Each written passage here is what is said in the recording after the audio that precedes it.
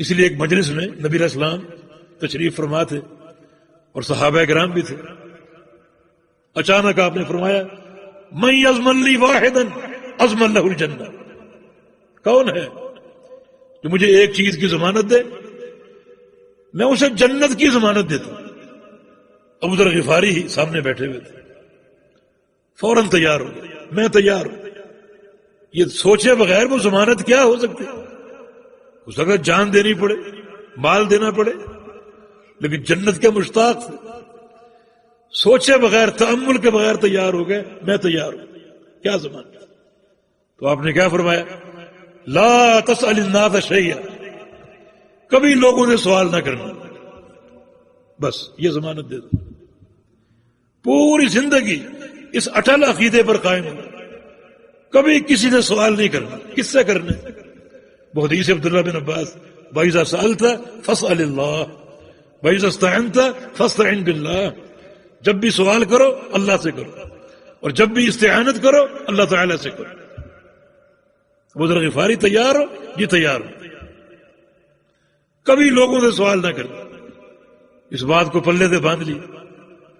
کبھی گھوڑے پر جا رہے ہوتے, کوڑا گر جاتا, حالانکہ اپنا کوڑا ہے, تو کسی سے کہتے نہیں مجھے پکڑا دو. یہ حدیث یاد آ جاتی, یہ ضمانت یاد آ جاتی.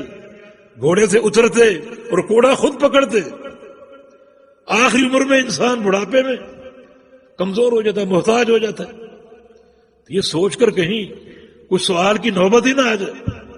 شہر چھوڑ دی, ربضہ ان کی زمینیں تھی, وہاں چلے گئے بچوں کو لے کر تنہا, تاکہ کسی سے سوال کی نوبت ہی نہ آئے. یہ صحابہ کے عقیدے, یہ ضمانت دی تھی نبی علیہ السلام, لا تسأل الناس شیئا, کبھی لوگوں سے سوال نہ کرنا. اسی لیے فرمایا فمن اضل ممن يدعو من دون اللہ من لا يستجیب له الى یوم القیامہ. اس شخص سے بڑا کون گمراہ ہے, کون احمق اور بیوقوف ہے جو اللہ کے علاوہ ایسوں کو پکارتا ہے, ایسوں کو پکارتا ہے جو اس کی پکار کا جواب قیامت تک نہیں دے سکتے, قیامت تک نہیں دے سکتے, پھر بھی پکارتا ہوں. یہ قرآن کہہ رہا ہے, مان لو, یقین کر لو. اگر کہو اس کے باوجود بھی کہو کہ ہم پھر بھی پکاریں گے, یہ قرآن کی تکذیب ہے, قرآن کی نفی ہے. اللہ پاک فرما رہا ہے جن جن کو اللہ کے سوا پکارتے ہو تمہاری پکار کا قیامت تک جواب نہیں دے سکے.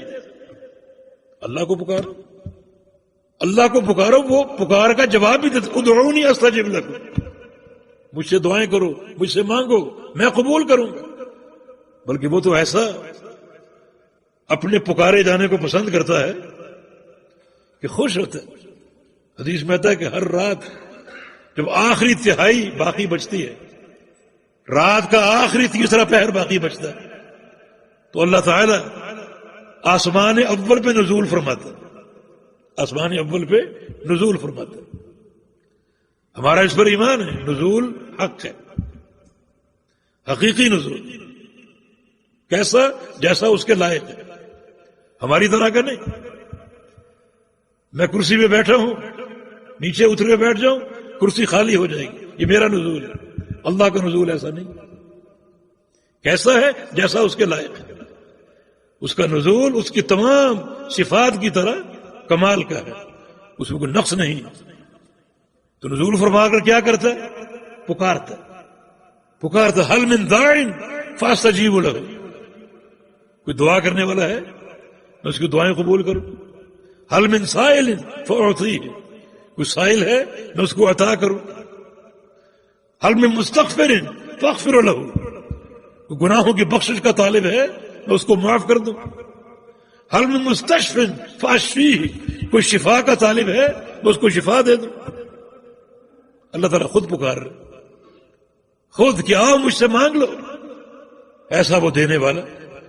تو پھر کتنی بڑی حماقت ہوگی ایسوں کو پکارنا کہ تمہاری پکار کا قیامت تک جواب نہیں دے سکے. امن یجیب المضطر اذا دعاہ یکشف السوء. مضطر ایک پریشان حال انسان, اس کی دعائیں قبول کرنے والا کون ہے؟ جب بھی وہ پکارے گا. یکشف السوء, اور اس کی تکلیفوں کو ٹالنے والا کون ہے؟ اس کے نقصانات کا ازالہ کرنے والا کون ہے؟ صرف اللہ رب العزت۔ اللہ تعالیٰ ہی کو پکارو، اسی سے سوال کرو، دعائیں کرو، مناجات کرو، وہ قبول کرنے والا ہے۔ اللہ کے بندو، جو بھی آپ دعا اللہ تعالیٰ سے کریں گے وہ محفوظ ہو جاتی ہے۔ اس کے 3 نتیجے ہیں، 3 میں سے 1، جو چیز آپ مانگیں آپ کو فوراً مل جائے، ایک نتیجہ یہ، دوسرا یہ کہ نہ ملے، اللہ اس دعا کی برکت سے آئندہ کوئی بڑی تکلیف جو آپ پر آنے والی ہے اس کو ٹال دے، آپ پر، آپ کے اہل پر، بچوں پر، ماں باپ پر، اس کو ٹال دے اس دعا کی برکت سے۔ اور تیسری چیز یہ کہ اللہ رب العزت آپ کی اس دعا کو قیامت کے لیے سنبھال لے، آپ کی قیامت کی تکلیفوں کو ٹالنے کے لیے۔ تو کوئی دعا رائے گاں ہے؟ کوئی دعا رائے گاں نہیں، بس توحید کی اساس پر ہو، سچے عقیدے کی معرفت کے ساتھ ہو، لا الہ الا اللہ کی بنیاد پر ہو، تو کوئی دعا رائے گاں نہیں جاتی۔